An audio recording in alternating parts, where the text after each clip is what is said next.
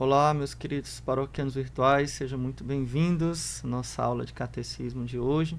Nós vamos continuar o artigo do Credo que nós vimos na semana passada. Se você perdeu, pode assistir a aula que está na playlist aqui no nosso canal do YouTube. Você que está vendo no Instagram, pode nos acompanhar lá pelo YouTube. Todas as aulas desse curso completo de catecismo que nós estamos dando. Então, na aula passada nós vimos a explicação da mansão dos mortos, ou os infernos. Então, Jesus desceu aos infernos depois da sua morte. O que é que significa isso? Ou, em outras palavras, a mansão dos mortos. Então, nós explicamos o que é que significa, tá? Eu vou só retomar rapidamente essa explicação, só para a gente pegar o fio da meada, porque faz parte do mesmo artigo do Credo, tá? Que Jesus desceu aos infernos e ressuscitou dos mortos ao terceiro dia. Então, esse é enunciado do 5º artigo do Credo. Jesus desceu aos infernos e ressuscitou dos mortos ao terceiro dia. Então, a gente dividiu. Semana passada eu falei o que é que significa Jesus desceu aos infernos. Mas eu vou retomar aqui para quem chegou agora e não sabe, tá? Então, vai ser rapidamente, mas veja as outras aulas, tá bom? Muito importante nós aprofundarmos a nossa fé para amarmos mais Jesus. Então, o que é que diz o Catecismo de São Pio X? Na semana passada eu usei bastante o Catecismo da Igreja Católica, né, que é esse aqui, e também o Catecismo de Trento, que é esse daqui, tá? Perdão, Catecismo Romano, também conhecido como Catecismo de Trento. Hoje eu vou usar também o Catecismo, esse outro catecismo, mas eu vou, para fazer nossa revisão, usar o Catecismo de São Pio X, que é esse daqui, tá bom? Então vamos lá. O 5º artigo do Credo, que é esse que eu falei, né?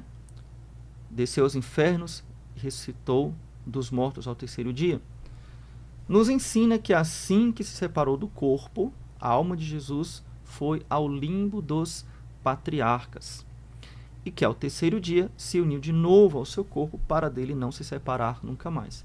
Então, lembrando que a morte é a separação da alma do corpo. Então, Jesus, como verdadeiro homem, sua alma se separou do corpo. Porém, a sua divindade não se separou nem do corpo, nem da alma. O que é muito simples de entender. Jesus é Deus. Deus está presente em todos os lugares, é óbvio. O corpo de Jesus é o corpo divino e a alma de Jesus também está unida à divindade de Cristo.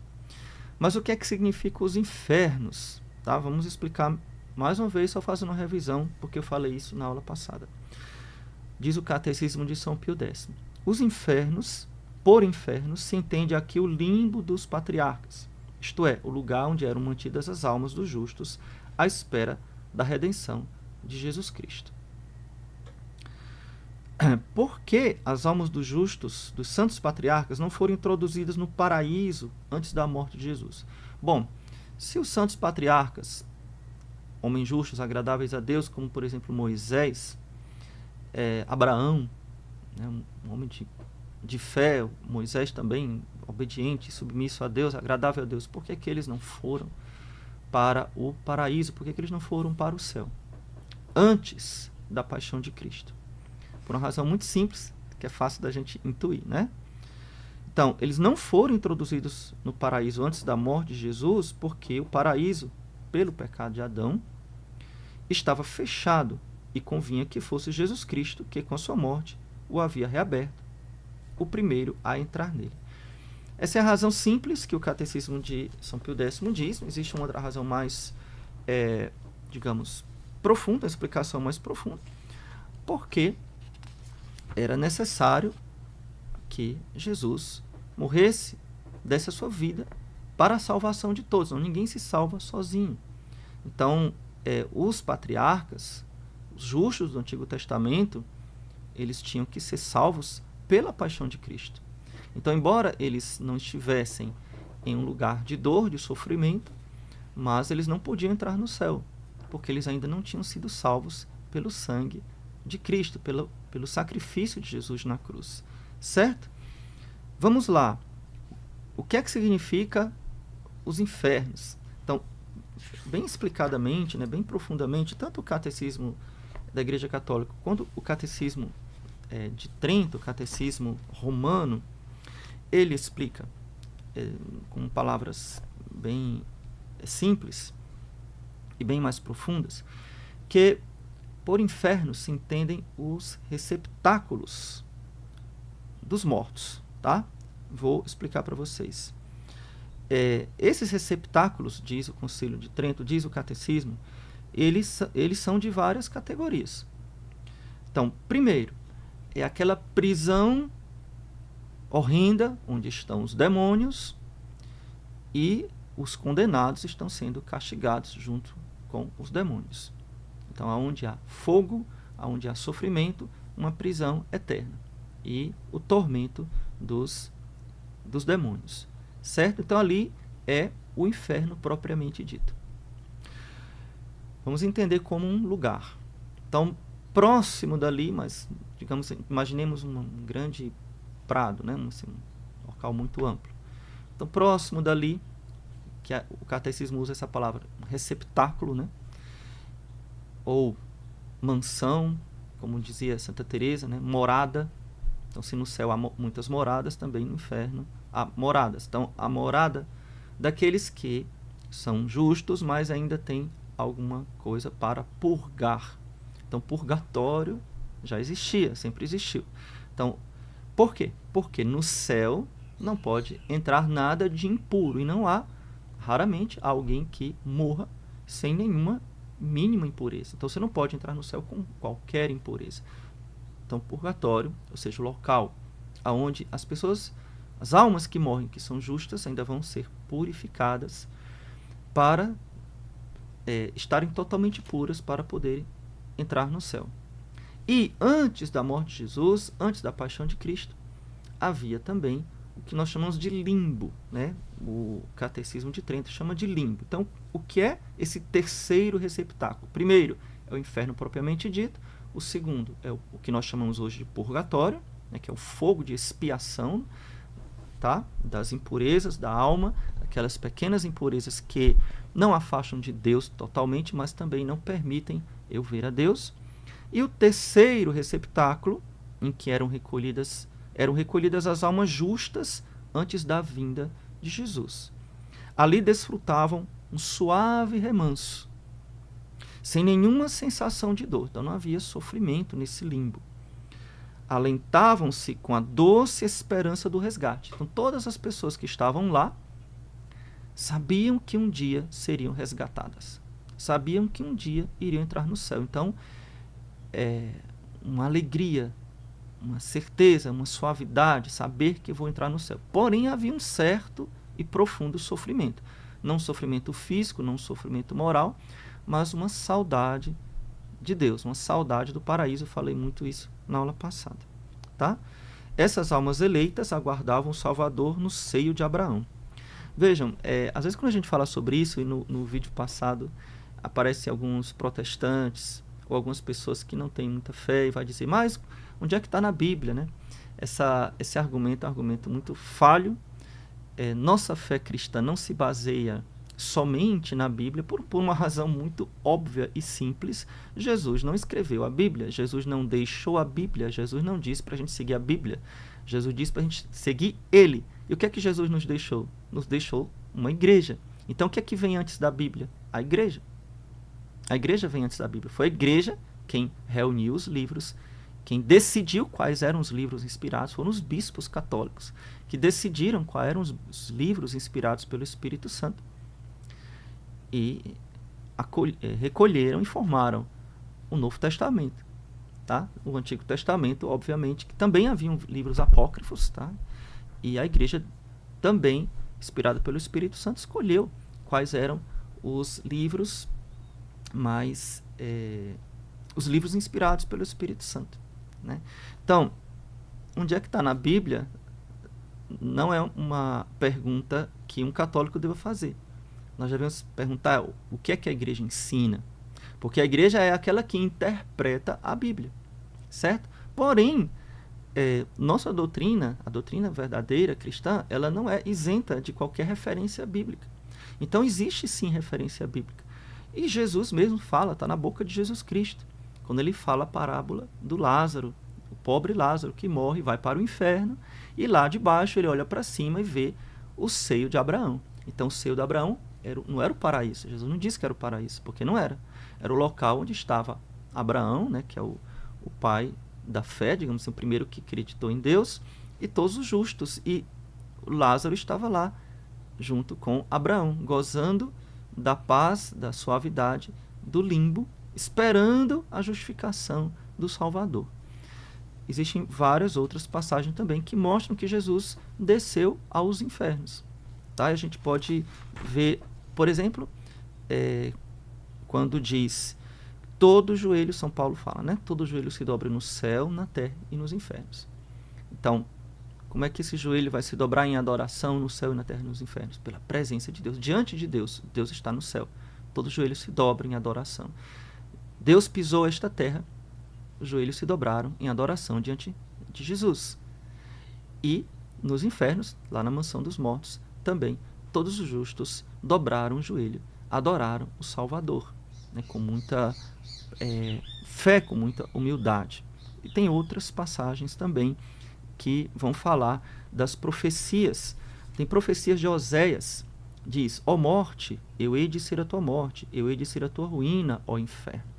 Dizendo que o Salvador iria derrotar o inferno. Zacarias, eu também por causa do sangue da tua aliança, tu também, perdão, por causa do sangue de tua aliança, fizeste sair teus cativos do lago, em que não existe água. Então, qual é o lago? O lago de fogo. E o apóstolo São Paulo diz, desarmou os principados e as potestades, e arrastou-os publicamente ao pelourinho, depois de ter por si mesmo triunfado sobre eles. Então, interpretação da Santa Igreja, seguindo a tradição, interpretação correta da palavra de Deus é essa, né? Seguindo também as palavras da Escritura, as próprias palavras do nosso Salvador. Então vamos lá. Deu para entender, né? Só fazer essa revisãozinha rápida aqui para vocês e vamos falar, só continuando aqui, né? Algumas coisas sobre a descida de Jesus à mansão dos mortos ou infernos. Então, por que Jesus Cristo quis postergar até o terceiro dia a própria ressurreição? Vocês já pararam para pensar, e o próprio catecismo ensina, a Santa Igreja ensina, Jesus podia não ter ressuscitado. Ele poderia ter adiado a sua ressurreição até o fim do mundo, ter prometido aos apóstolos, no fim do mundo eu vou ressuscitar, e vocês verão a minha glória. Tá? Ou Jesus podia ter ressuscitado depois que ele morreu. Então ele morreu na cruz, não precisava nem ninguém tirar, ele mesmo podia ter descido. Não, morri, pronto, ressuscitei ali diante de Maria, de João, dos soldados que estavam ali, ele poderia ter ressuscitado imediatamente. Mas por que Jesus nem deixou para o fim do mundo e nem ressuscitou imediatamente? Por que Jesus esperou exatamente 3 dias para ressuscitar? O que é que nos ensina a Santa Igreja? Jesus quis postergar até o terceiro dia a própria ressurreição para manifestar a evidência que tinha verdadeiramente morrido. Então, se ele tivesse adiado até o fim do mundo, as pessoas não teriam fé. Seria muito difícil crer.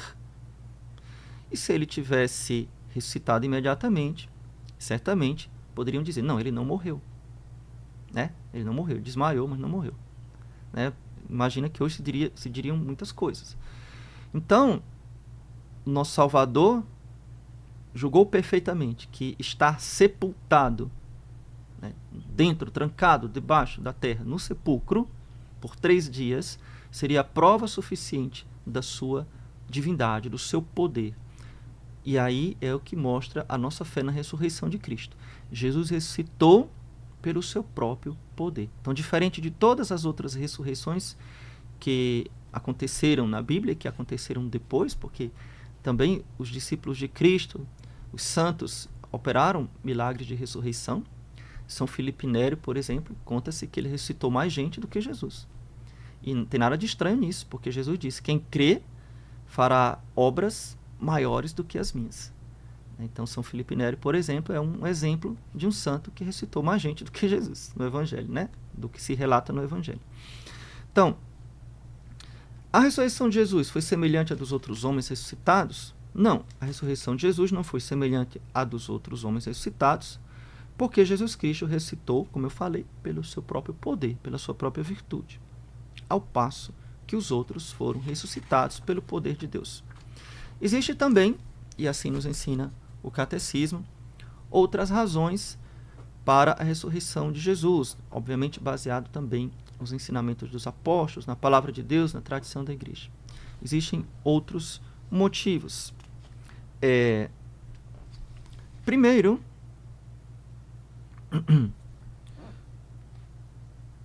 só uma passagem. Como diz São Paulo, lembra-te de que nosso Senhor Jesus Cristo ressuscitou dentre os mortos. E São Paulo vai dizer também, se Cristo não ressuscitou, é vã a nossa fé. Então, a nossa fé católica, a nossa fé cristã, é a fé na ressurreição. Voltar à vida pelo seu próprio poder. Nisso se baseia a fé católica. Gente, é tão óbvio, né? Então, falar sobre isso parece assim, tá, padre, tá fazendo chover no molhado, nós já sabemos. Olha, eu já vi gente de igreja, mesmo, pessoas... É duro falar isso, tá? Mas já escutei de pessoas que estavam ensinando, tá? Isso muitos anos atrás, colocando em dúvida a ressurreição de Cristo. Então, infelizmente, existem pessoas que duvidam, mesmo que se dizem católicas, que duvidam da ressurreição de Jesus. Que pregam, por exemplo, que Jesus ressuscitou na mente. É o ideal de Jesus que ressuscitou, mas não é essa realidade assim, corpo e alma. É material, né? É totalmente contra o Evangelho. Totalmente contra a palavra de Deus. Totalmente contra a fé cristã verdadeira. A fé cristã verdadeira é que Cristo ressuscitou de verdade, em corpo e alma. Sua alma se uniu ao seu corpo, ele voltou à vida. Verdadeiramente, um corpo de verdade. E ele manda os apóstolos tocarem. Ele, inclusive, come na frente dos apóstolos só para provar que ele é um homem de verdade. Não é um fantasma. Os apóstolos ficavam assim, assustados, com medo, mas aqui é um fantasma, né? E Jesus, não, um homem de verdade. Então, é muito importante nós reafirmarmos essa fé na ressurreição de Jesus. Então, Jesus ressuscitou para mostrar a sua vitória sobre a morte. E quando ele ressuscita com o corpo humano, como que nos precedendo, nos autorizando, nos dando a possibilidade, a esperança, a fé, a esperança de nós também ressuscitarmos. Assim como Cristo ressuscitou pelo seu próprio poder, nós também ressuscitaremos. Então, meus queridos paroquianos virtuais, pensem nessa verdade de fé. Quando você passar diante de um cemitério, você vai passar por um campo de ressurreição. Todas aquelas pessoas que estão ali irão ressuscitar. O seu pai que faleceu, o seu avô, a sua avó, né, o seu bisavô, a sua bisavó, um tio, alguém, um parente distante, um amigo, aquela pessoa vai ressuscitar. Essa é a nossa fé cristã. Sim, tornará a vida pelo poder de Deus. Quando isso acontecerá? No fim dos tempos. Nós vamos falar sobre isso mais à frente, tá bom? Como será a nossa própria ressurreição. Hoje nós estamos falando da ressurreição de Jesus. Então, como eu falei, ele ressuscitou pelo seu próprio poder, ele ressuscitou também para cumprir as profecias. Então, na palavra de Deus existem no Antigo Testamento várias profecias falando sobre isso. Eu vou ler aqui alguns para vocês.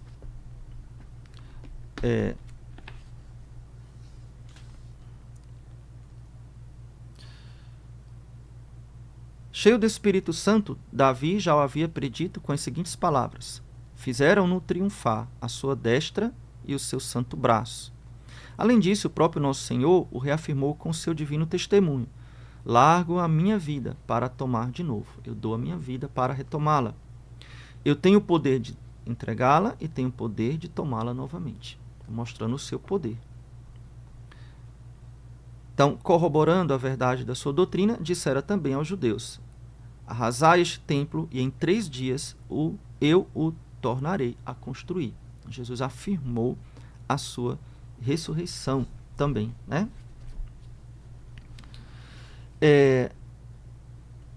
Jesus foi o primeiro de todos os homens a receber o divino benefício da ressurreição. Por conseguinte, nas Escrituras é chamado não só o primogênito dentre os mortos, como o primogênito dos mortos. Então, aquele que primeiro ressuscitou. E o apóstolo São Paulo declara: Cristo ressuscitou dos mortos como primícia dos que morreram. Porquanto, por um homem veio a morte, assim também por um homem vem a ressurreição dos mortos. E como todos sofrem a morte em Adão, assim também todos terão a vida em Cristo. Cada qual, porém, conforme a sua ordem. Cristo como o primeiro de todos, logo mais aqueles a quem pertencem a Cristo. E de modo perfeito também. Então, estas palavras devem entender-se no sentido de uma ressurreição perfeita, pela qual despertamos para uma vida imortal, ficando cabalmente abolida toda necessidade de morrer. Então, vamos explicar isso direitinho, tá? Qual é a diferença da ressurreição de Cristo para as outras ressurreições? Vamos lá, anota aí no seu caderninho do catecismo, da sua aula. Primeiro, Jesus ressuscitou pelo seu próprio poder. As outras ressurreições de homens foram pelo poder de Deus. Eles não podiam ressuscitar, tá? Então, Jesus volta, a sua alma volta ao seu corpo pelo seu próprio poder divino. Ele ressuscita. Segundo, Jesus ressuscita com o seu corpo glorioso, para não sofrer mais, para não morrer mais. Então, não é mais aquele corpo, como o nosso corpo, né, de verdade, mas com outras propriedades. A gente pode falar sobre isso mais na frente, quando nós falarmos, lá na frente, nós vamos falar sobre a ressurreição dos mortos, o juízo final, a escatologia, né, os fim dos tempos. Então, nós vamos falar sobre estas propriedades dos corpos gloriosos. Mas só para deixar aqui um aceno para vocês. Então, preste atenção. O corpo ressuscitado de Jesus não sofre mais. Não sente mais dor. Ele é impassível e tem várias outras características que nós também teremos. Então, essas características do corpo glorioso, do homem perfeito, essas também nós teremos na nossa ressurreição futura, certo? Então, vamos lá. Por que Jesus teve que ressuscitar? Por que Jesus ressuscitou? O Catecismo ensina 3 razões. Primeiro, para manifestar a justiça divina. Então, Cristo ressuscitou para manifestar, sob todos os aspectos, que Deus exaltou aquele que lhe obedeceu. Se havia rebaixado e fora coberto dos maiores opróbios e ignomínias. São Paulo alega esta razão quando escreve aos Filipenses. Então está lá na carta aos Filipenses. Humilhou-se a si mesmo, tornando-se obediente até a morte e morte de cruz. É uma das passagens mais lindas de São Paulo. Por isso é que Deus o exaltou. Então, para manifestar a justiça divina, Deus fez cair sobre o seu Filho o peso de todos os pecados do mundo e depois Deus o exaltou para mostrar a sua justiça. Uma pessoa me perguntou na aula passada, Padre, mas Jesus morreu pelos pecados dos homens que nasceram antes dele? Só repetindo também um artigo importante da nossa fé. Jesus, o sangue de Cristo, a paixão de Cristo, o sacrifício de Jesus, salvou, perdoou todos os pecadores, do passado, do presente e do futuro. Claro, o preço da paixão de Cristo paga o pecado da humanidade inteira. Porém, nem todos são salvos. A gente falou isso em aulas passadas. Por quê? Porque nem todos creem, nem todos vivem segundo a justiça, nem todos seguem a palavra de Deus, seguem os 10 mandamentos, creem, querem obedecer a Deus. Então, não recebem o prêmio da salvação, embora Cristo tenha morrido por todos. E o que mais nos faz doer e deve nos fazer refletir e pensar é que Jesus morreu pelos pecados que eu ainda vou cometer. Isso significa, de modo espiritual, não é errado falar, é certo. E cada pecado meu é, de certa forma, uma chicotada em Jesus, um espinho na coroa de Jesus, uma martelada no prego de Jesus. Porque Jesus morreu pelos pecados que eu cometi. E futuros, né? Então, daqueles que ainda vão nascer, daqueles que ainda vão pecar. Jesus morreu por todos. Então, cada pecado meu é um sofrimento na paixão de Cristo que aconteceu 2000 anos atrás. Então, pensarmos que, primeiro, para manifestar a justiça divina. Segundo, para consolidar a nossa fé. Então, a ressurreição de Jesus devia consolidar em nós a fé, sem a qual o homem não pode justificar-se. Então, imagina, se Jesus não ressuscita, seria difícil acreditar na palavra dos apóstolos e ficar no esquecimento. Então, para que a gente possa ser salvo, é preciso que nós creiamos. Então, por isso, Jesus ressuscitou, para consolidar a nossa fé. A maior prova de que Cristo era Filho de Deus deve ser o fato de que ressuscitou dentre os mortos por sua própria virtude, pelo seu próprio poder. Então, a maior prova que Jesus é o Filho de Deus, mais do que os milagres, é Ele mesmo ressuscitar, pelo seu próprio poder. E, um terceiro ponto, para nutrir a nossa esperança. Então, assim como Cristo ressuscitou, nós cremos, temos a firme esperança que nós também iremos ressuscitar dentre os mortos. Havemos de ressurgir, porque Ele é a cabeça do corpo, né, que é a sua igreja, de São Paulo. Então, a cabeça nos precede e nós que estamos unidos a Ele também ressuscitaremos. Diz São Paulo: bendito seja Deus, Pai de nosso Senhor Jesus Cristo, que segundo a sua grande misericórdia, pela ressurreição de Jesus Cristo dentre os mortos, nos regenerou para uma esperança viva e para uma herança incorruptível. Como última das razões, deve ensinar que a ressurreição de nosso Senhor Jesus Cristo era necessária para consumar o mistério da nossa redenção, da nossa salvação. Então, vamos explicar isso direitinho. Pela sua morte, Cristo nos remiu dos pecados. Tá? Como é que Cristo paga o preço dos nossos pecados? Lava a nossa imundície com o seu sangue na cruz. Então, pela sua morte, Ele remiu os nossos pecados. E pela ressurreição, Ele nos devolve os bens que nós perdemos pelos pecados. Qual foi o bem maior que nós perdemos por causa do pecado? A visão de Deus. Perdemos a vida eterna, nós morremos. Então, quando Jesus ressuscita, Ele consuma a nossa salvação, porque Ele nos devolve os bens que nós perdemos por causa do pecado. Vamos pensar aqui na parábola do filho pródigo. Então, quando o filho pródigo se arrepende, vem e o pai o perdoa,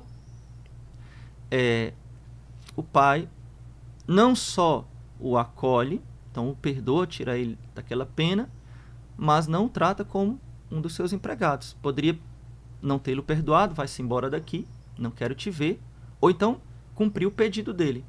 Pai, eu pequei, me acolha na sua casa, que eu seja pelo menos um empregado, porque ele sabia que na casa do pai os empregados eram bem tratados. E o pai não só o acolheu e o perdoou, mas também o restituiu à dignidade de filho. Colocou a roupa nova, o anel no dedo e fez um banquete.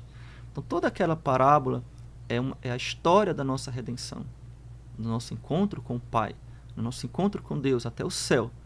A gente pode depois falar sobre isso, né? Então, com a ressurreição, Jesus nos devolve os bens que nós tínhamos perdido por causa do pecado. Sobretudo, a vida eterna, certo? Cristo, diz São Paulo, foi entregue por causa dos nossos pecados e ressuscitou por causa da nossa justificação.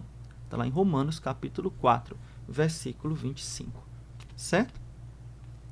Então, por conseguinte, para que nada faltasse à salvação do gênero humano, Jesus precisava também ressurgir, da mesma forma que precisava morrer.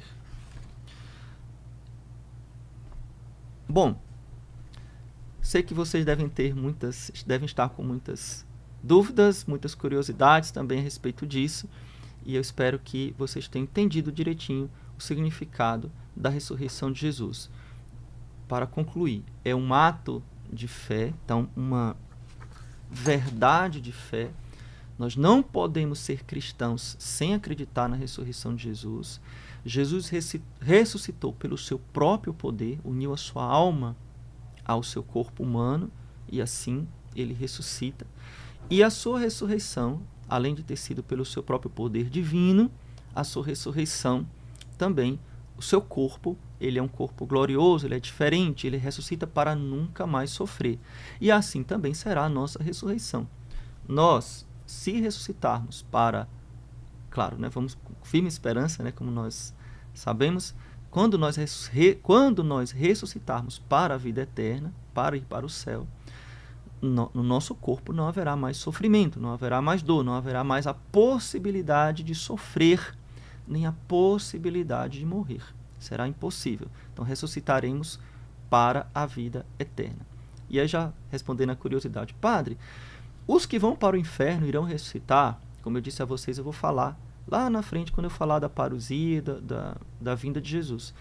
Mas já adiantando, sim, os que serão condenados ressuscitarão em corpo e alma, para que se complete a justiça divina. Eles vão sofrer não só na alma, mas vão sofrer também no corpo. A condenação será do homem completo. O homem completo é corpo e alma. Então todos irão ressuscitar, tanto os justos quanto os réprobos. E no juízo final, Jesus separará os da direita irão para o céu, os da esquerda irão para o inferno. Tá? Desde a Bíblia já era assim. E serão condenados, mas em corpo e alma. Certo? Então, se você tem alguma outra dúvida, peço que você coloque aqui nos comentários. Talvez você não esteja sabendo, né? Temos um problema no nosso Instagram. Nossa conta foi suspensa, a gente ainda está esperando saber o que é que vai acontecer. Tínhamos lá 350 mil seguidores, então infelizmente todos, por enquanto, estão perdidos, né? Com dezenas, centenas de postagens, de informações, tudo lá. Infelizmente nós não sabemos o motivo. Então, se você está nos vendo no YouTube, eu vou deixar aqui na descrição o nosso canal, nosso Instagram alternativo, para você ir lá, tá? E você também saber o que aconteceu fazem 3 dias. Então, talvez hoje seja a ressurreição, né? Ao terceiro dia citou. Então, espero que hoje a gente consiga reaver o nosso Instagram. Mas eu acho que é uma perseguição, né? Infelizmente, a gente vê tanta coisa feia na internet, né? Tanta imoralidade, tanta coisa absurda, gente. Tanta coisa absurda. E essas contas continuam lá. Ninguém faz nada. Se denunciar, por exemplo, falam mal da nossa igreja, zombam dos nossos santos, zombam de Deus, né? Mas ninguém diz nada, ninguém faz nada. Tá tudo bem. Mas, só por pregar o catecismo, enfim, as pessoas nos perseguem e, enfim, vocês sabem que não é fácil, né? Existe uma perseguição, existe uma batalha espiritual. Por isso eu peço muito que vocês rezem por nós, né, por mim, por toda a nossa equipe. Existe uma batalha espiritual, rezem por nós. Existe também uma batalha humana. Né? Então o demônio se utiliza de pessoas, tá bom? Então vou deixar aqui o nosso canal alternativo do Instagram. Caso você se sinta tocado, queira nos ajudar, você queira colaborar com esta obra de evangelização, eu vou deixar aqui também, depois da live, um QR Code lá no YouTube, tá? Onde você pode apontar a sua câmera e você vai ver como você pode ser o nosso benfeitor. E aqui também no nosso novo Instagram tem um link que você vai ver como você pode ser o nosso benfeitor, tá bom? Então nós precisamos muito da oração de vocês, do compartilhamento, dos likes. Isso é importante para a evangelização, mas também porque nós temos despesas altas, né? Nós precisamos também da ajuda de vocês. Então nós temos um conteúdo muito profundo, muito bom, cursos excelentes que nós já fizemos, né, já há vários anos, um conteúdo muito grande que você vai poder ter acesso. Você tornando-se nosso benfeitor, vai ganhar o acesso a todos os nossos cursos e formações de aprofundamento. Então, conto com a sua colaboração.